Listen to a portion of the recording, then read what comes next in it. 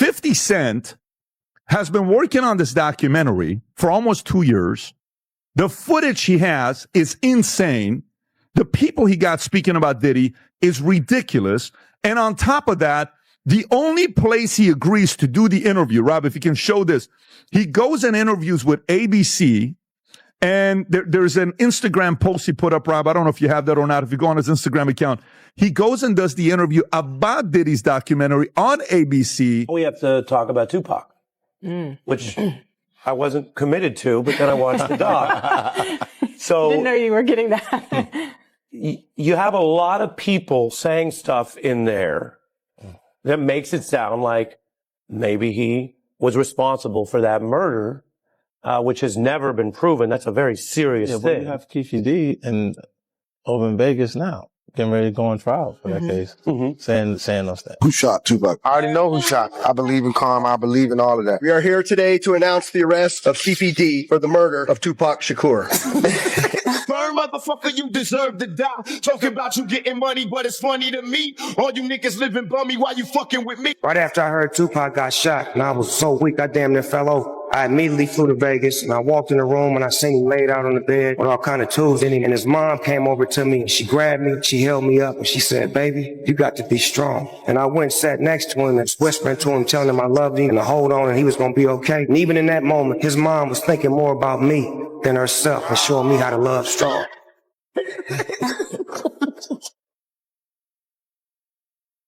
Nothing here to care about. I told you can't trust these. Now, Puffy don't keep Tupac, man. 50 Cent went on stage last year and said this. Maybe I said because he got Tupac. You know, and I know, that everyone believes that Diddy was involved in both these shootings and had a direct involvement in your brother's death. That is what the streets have said for 27 years. That's why 50 Cent said it. That's why Eminem has said similar stuff. Would you be comfortable saying that you believe Diddy had nothing to do with it? No, I wouldn't be comfortable saying that because I don't know. If you look at all the theories, the theory involving him is quite high on the list. Ron, any comments? Any comments on the trial so far? Any opening statements? He's having his day. He's having his day? He's having his day. We trust the justice system. Thank you, sir. God is good. How can a story that's almost 3 decades old suddenly feel more dangerous now than it ever did back then? Because the people talking today stayed silent for years, and some of them were never supposed to talk at all. That's where this gets uncomfortable fast. For almost 2 years, 50 Cent has been quietly working on a documentary he never rushed to release. And when clips finally started leaking, people noticed something strange. The footage wasn't just dramatic. It was loaded with voices no one expected to hear. Former insiders, longtime associates, people who were there.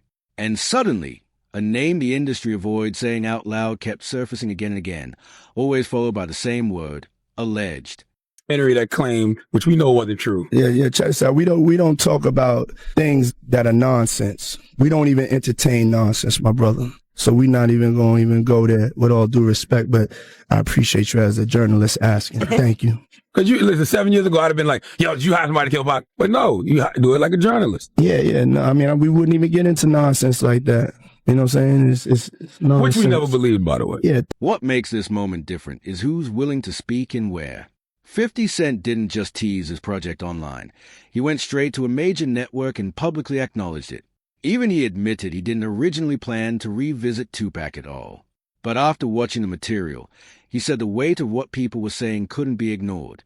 Not because it proved anything, but because it showed how many questions were never answered. We heard from the former president of Bad Boy, Kirk Burroughs, who alleged during this time, Diddy had him hiring a whole bunch of people and getting cars to drive to Las Vegas. And he is now very curious into why Diddy wanted to do this. And he said, in his opinion, he now believes that Diddy was behind taking out Tupac. For 27 years, the streets have whispered the same theories. Not facts, not verdicts, just rumors that refuse to D.E. That's why artists like 50 Cent and Eminem have referenced it carefully, never directly accusing, never fully denying. because saying too much in this story has consequences. And here's the part people miss. Rumors don't survive this long unless something feeds them. Puff took Tupac blueprint and changed Biggs and Bad Boy in image. I get around, talked about how fly you was, how many girls you mess with, how many cars you drive, how much money you got, what you willing to do. He took his image. Pac was the first one on the scene wearing Versace shirts. He went and got the same Versace shirts Pac had. Which, all right, some dudes would do that. You would never catch me wearing something else, something that somebody else got. He was knocking down all the women that he thought Pac was knocking down. And what I mean is having sex with them. Why would you want to have sex with women you know for sure a dude that was once cool with you was dealing with? Then the case changed again. Authorities announced an arrest connected to Tupac's Ling, officially reopening wounds many believed were sealed forever. Keith D, now facing trial, has spent years giving interviews, claiming he knows exactly what happened. Those statements are disputed, unproven, and not established in court. But they did one thing they were never supposed to do. They pulled powerful names back into the conversation. Comment saying that you want to see how serious the Vegas PD is going to take this case. Because Keefe D is people that he name dropped that you want to see if they're going to investigate. Yeah, absolutely. That's why I'm curious to see how they plan to deal with the case, because he, in his own admissions, mentions other people. You know, are they going to say what happened to these people? Yes, Puffy being one of them. I don't know where that's going to lead, but I do believe there were accomplices. And I don't think all of them have been looked at. So, you know, because over the years, you know, it's a lot of years, you know, amongst the family, we talk, we want to figure it out too. We thinking certain things too. So, you know, we're waiting to see if we can trust this process. I feel like it's bigger because I haven't heard anything about that part of the story from the prosecutor's office. I haven't heard anything about Puffy from the prosecutor's office, even though Keefe D implicates him on these videos that they claim they're using to indict him. Even you got a Crip affiliate from somewhere, but you still not going to talk about the guy that he mentions by name on the thing? Yeah, I mean, you know,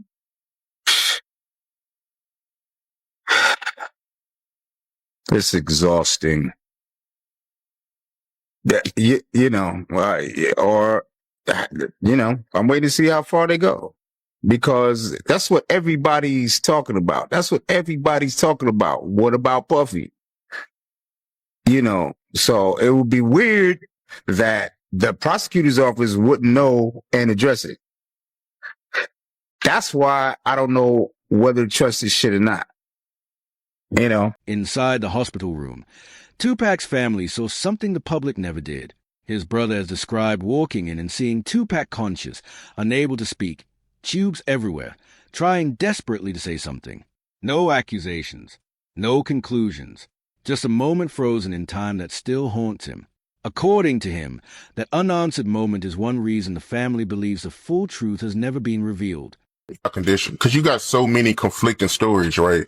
You got some people that say that, you know, Tupac was moving in the hospital, he was, you know, talking in the hospital, but you being there, from your point of view, how was Tupac condition?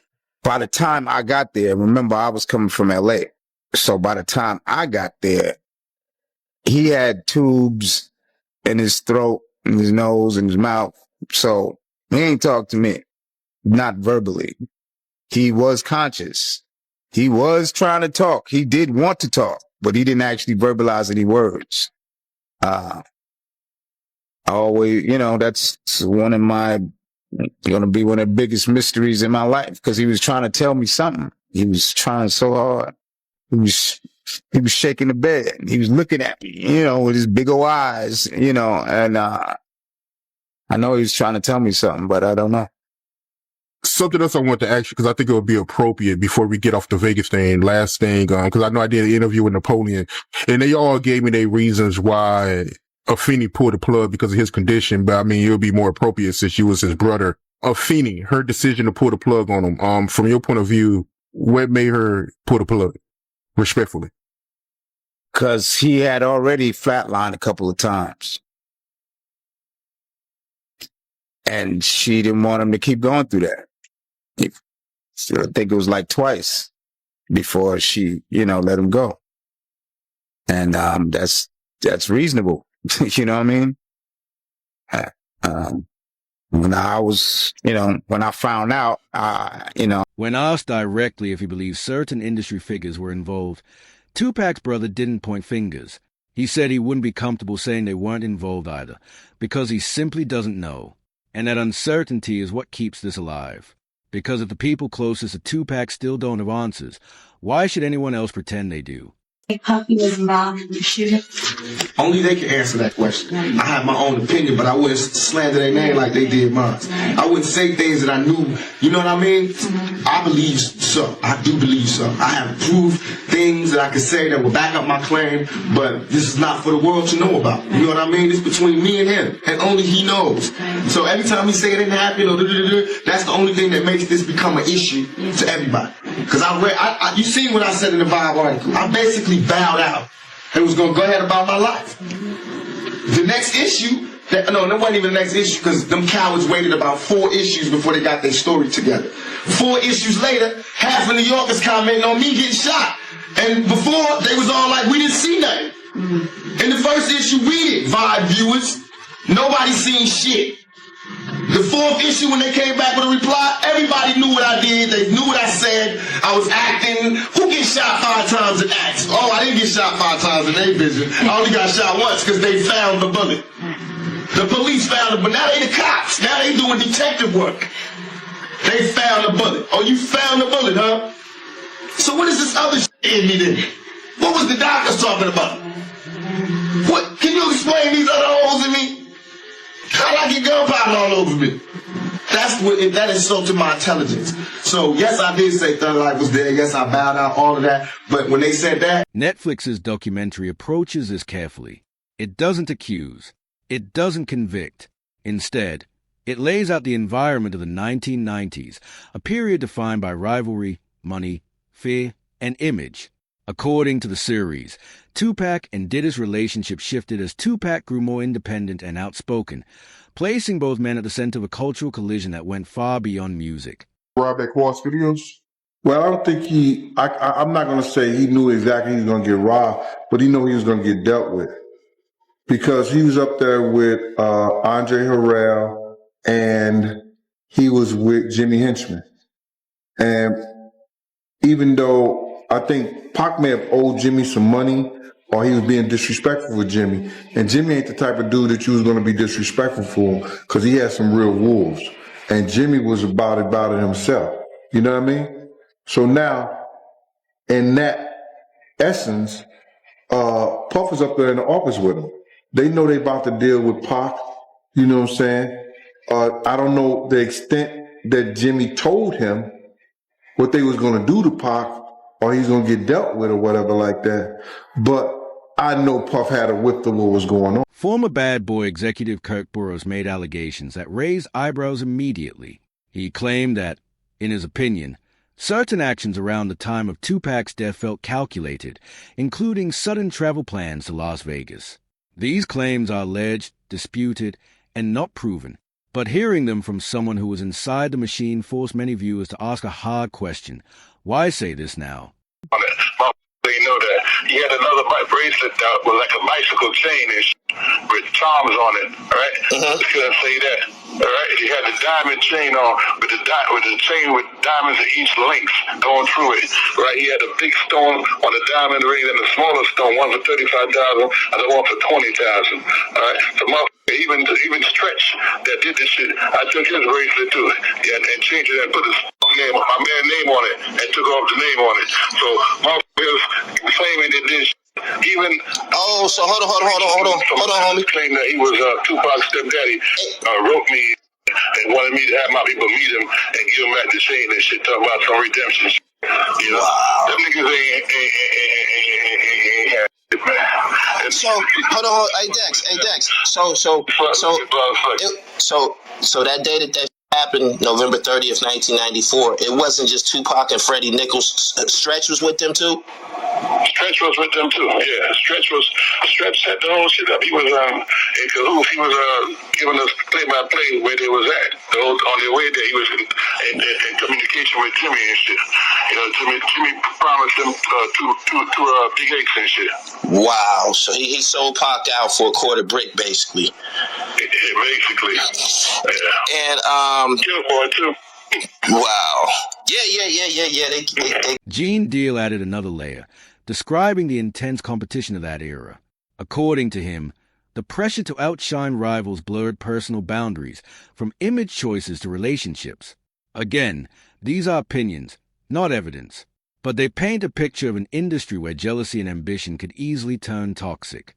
I remember the first time I went to your office, there was a big frame picture, photograph on one of your walls, and it had Tupac on it wearing a Henchman Entertainment T-shirt.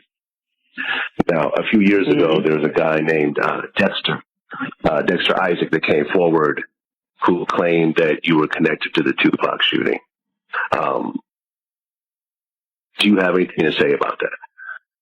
No, 100%. I've never ducked from answering any Tupac questions, which I could understand if I don't know how Quad Studio morphed into, like I was in Vegas and was part of the shooters that actually ended in his demise. And let me say, me and Tupac were friends. And me and him were friends. I had nothing against Tupac. I liked him. He was younger than me.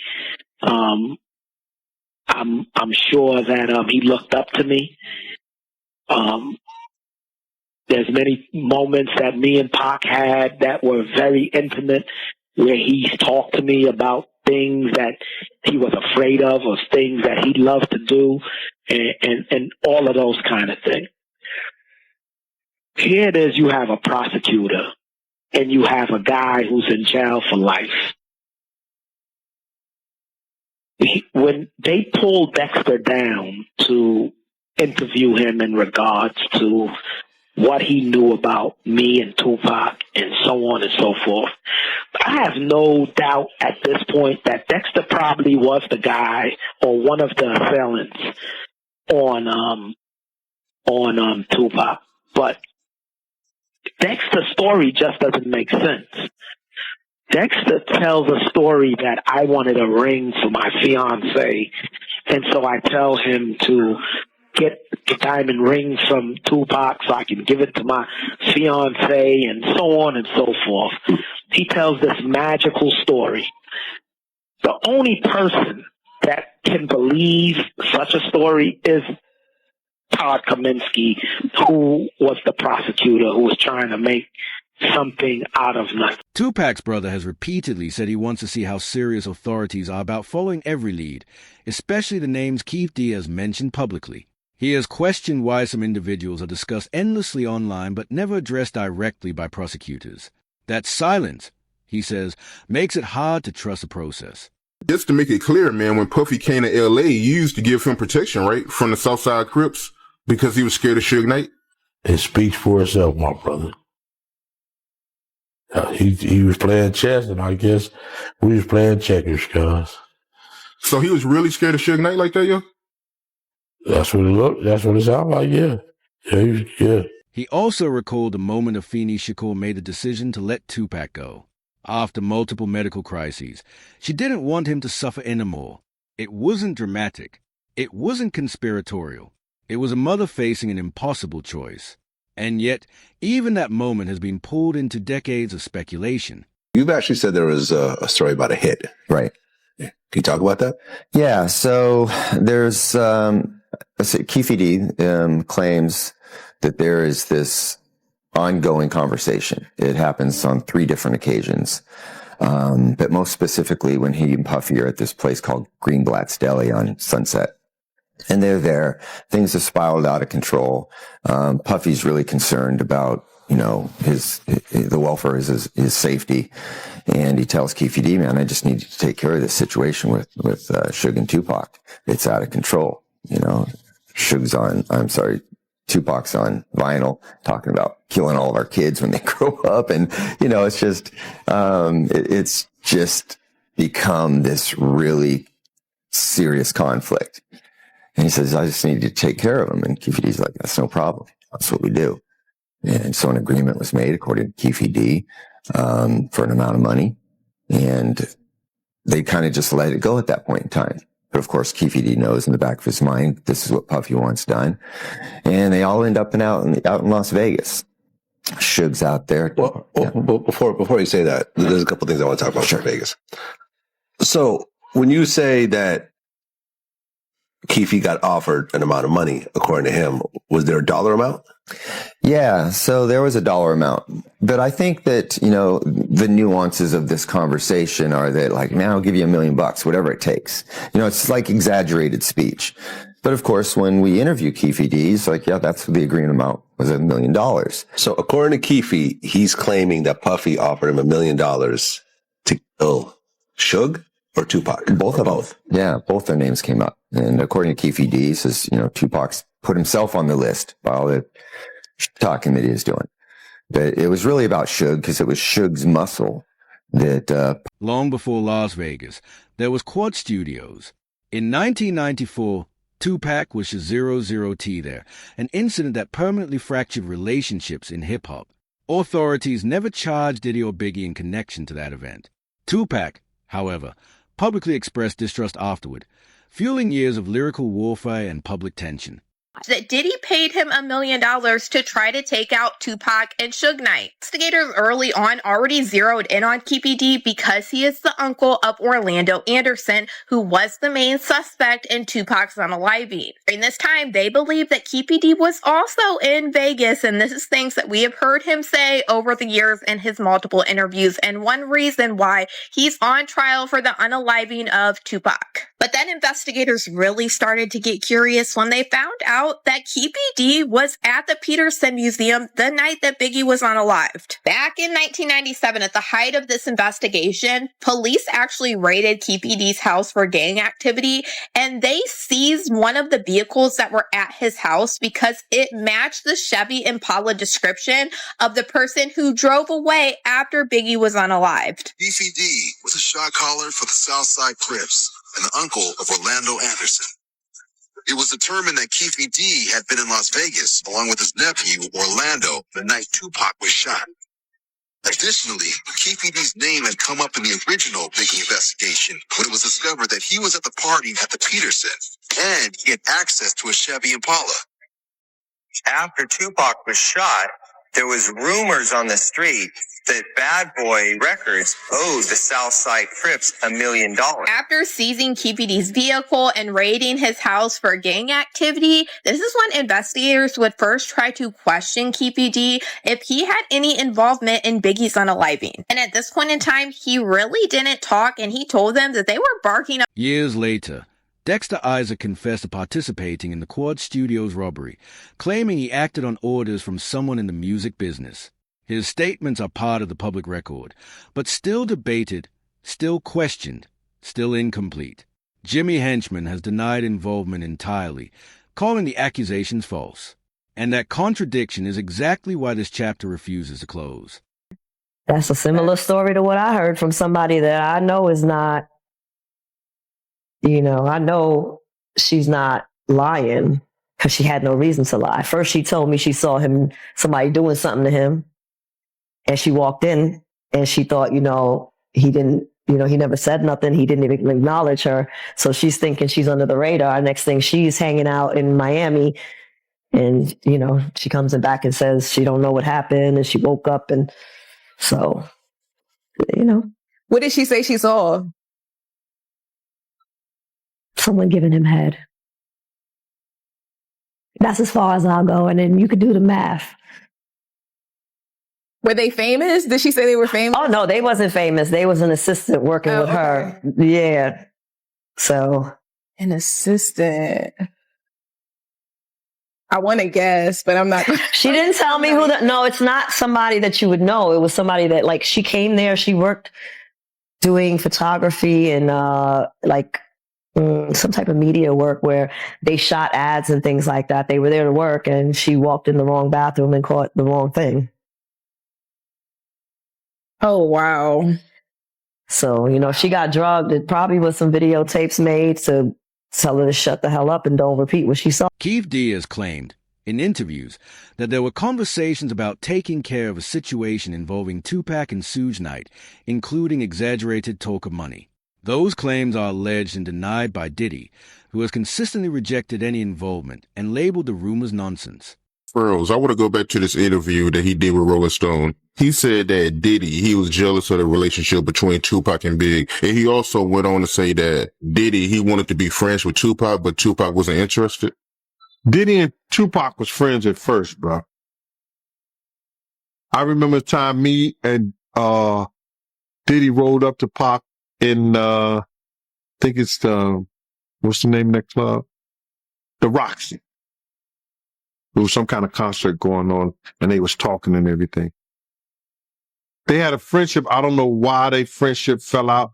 Their friendship was before before Biggie and Pop. So I don't know why they fell out. I know every girl that Tupac had, Puff wanted and got. So did he have jealousy? Yeah, he had a jealousy of Pac.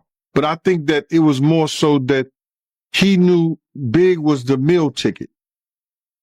And that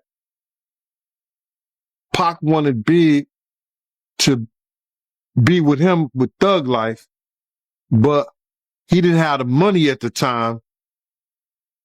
And when Big got the money from Puff, Pac gave him the blessings to go with him, but he also told Big that he had to watch Puff because Puff was going to rob him blind. So you believe Kirk Burroughs when he say that, Diddy, he was jealous of the relationship between Tupac and Big? I don't know if I could say he was jealous with his relationship with Big. He didn't like Pac. It's something that happened between Pac and him that he didn't like. Beyond the allegations, the documentary shows something quieter but more unsettling. A culture where fear, loyalty, and ambition collided daily. Where artists moved with protection. Where alliances shifted overnight. Where silence was sometimes safer than truth. Even stories unrelated to Tupac's D have surfaced, describing disturbing behavior in the industry, always framed as rumors, always secondhand, never proven. But when enough people describe similar environments, it forces one uncomfortable thought. Maybe the system itself was broken. In the end, this documentary doesn't solve the mystery. It doesn't deliver a smoking gun. What it does is reopen conversations many people worked hard to bury. It reminds us that official answers and real answers don't always arrive together. And it leaves us with a question no court has ever resolved. If all of this is just rumor and coincidence, why are so many voices still afraid to speak clearly, even now?